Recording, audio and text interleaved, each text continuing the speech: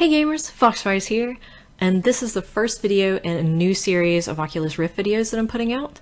To kick the series off, today I'm going to be sharing my impressions and first experiences about the Oculus Rift platform. So first off, why a VR series?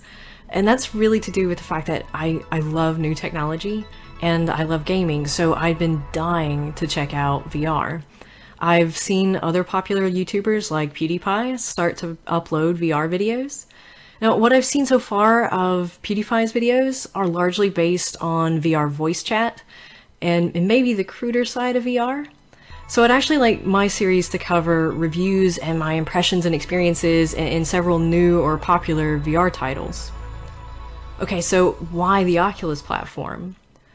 I did some research on the three most popular platforms, the HTC Vive, the Oculus, and the PlayStation. And so the HTC Vive is actually Steam's platform, so like the PlayStation VR, it's going to have exposure to a lot of users, and ultimately this might help make it be a really strong platform because with so many users, the company's potentially going to be able to do more with it.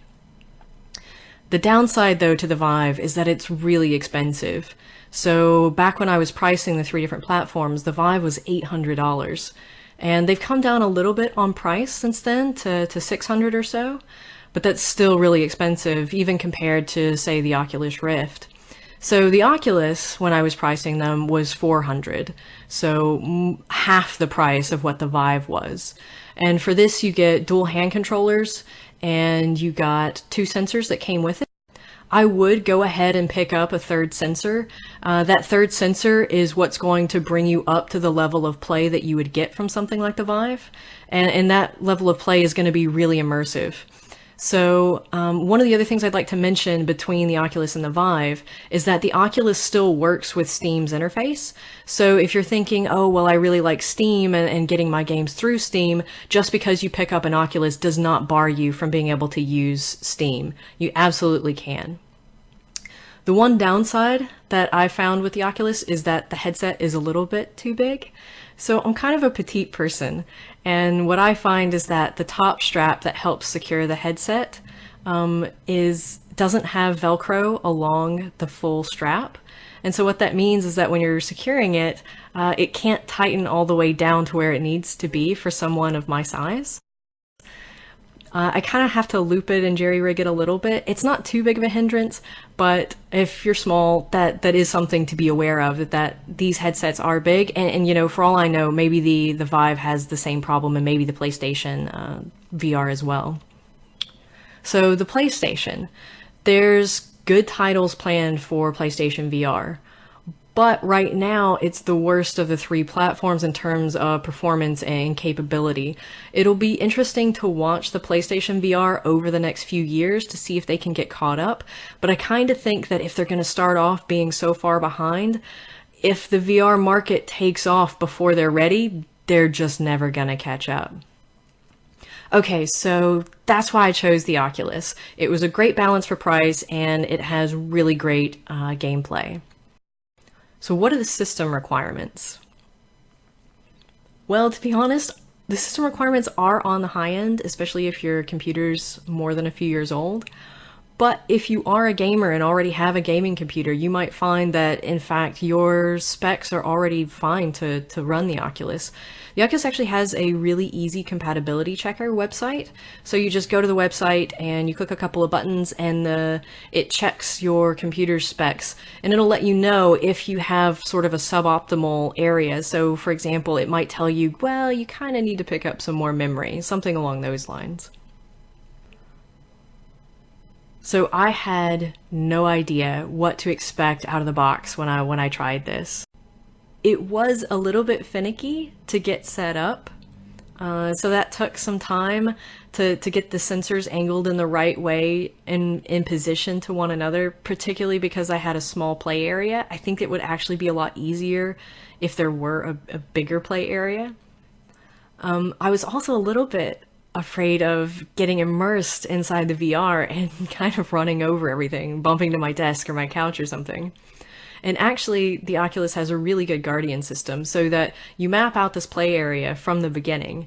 And whenever you overstep those boundaries or start to get close to them, there's like a 3D net that pops up around you. A 3D grid is probably a better description.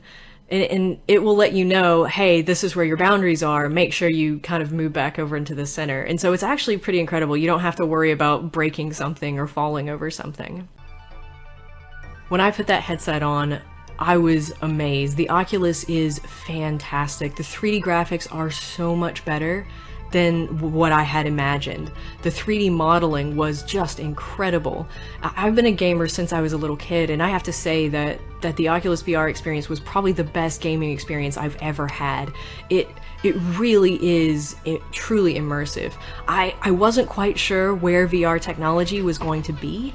I was kind of expecting it to maybe still be on the level of those old hokey, 90s IMAX movies or 3D movies, but you really did feel like you were immersed in that world. It was so much beyond where I thought that it was gonna be. And part of this you can see in object manipulation.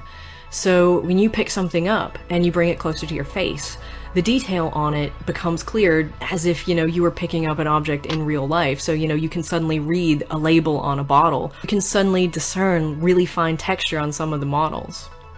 And this ties not only in with, the incredible 3D models themselves, but just the object manipulation and all of the interactions that you can have with this in terms of game mechanics. So, you might manipulate an object and it makes a sound, or it will change the environment, or you might manipulate the objects in such a way that you actually build something and put something together.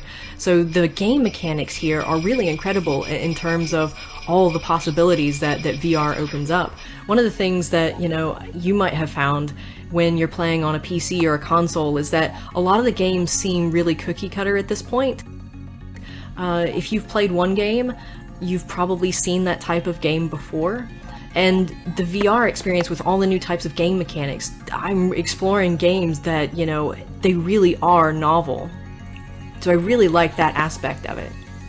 And in terms of the games that are available, I was expecting there to be, just a handful of games. That the VR, probably hasn't taken off as much as it will, so there's probably just a few games out there. But actually, I couldn't have been more wrong. There are hundreds of games already out there for VR, particularly for the Oculus platform. And some of these are really top titles like Star Trek and Rick and Morty.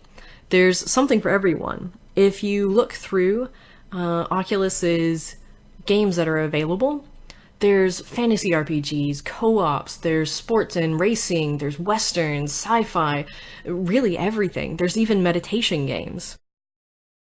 I haven't tried out any of the meditation games specifically yet, but your home screen in the Oculus actually puts you in this giant, beautiful house that kind of acts like a meditation room, really.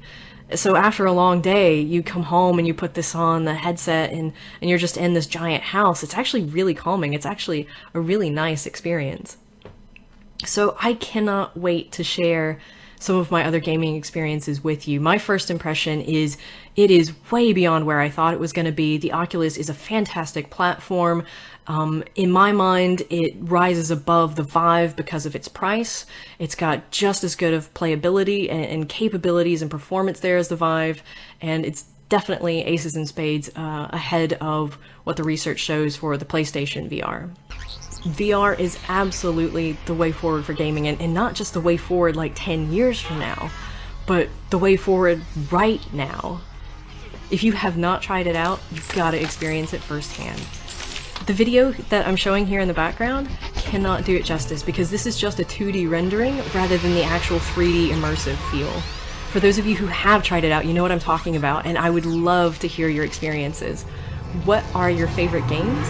And what are the games that you've hated? Of all the games that I've tried so far, I have not run into a single game that I didn't like.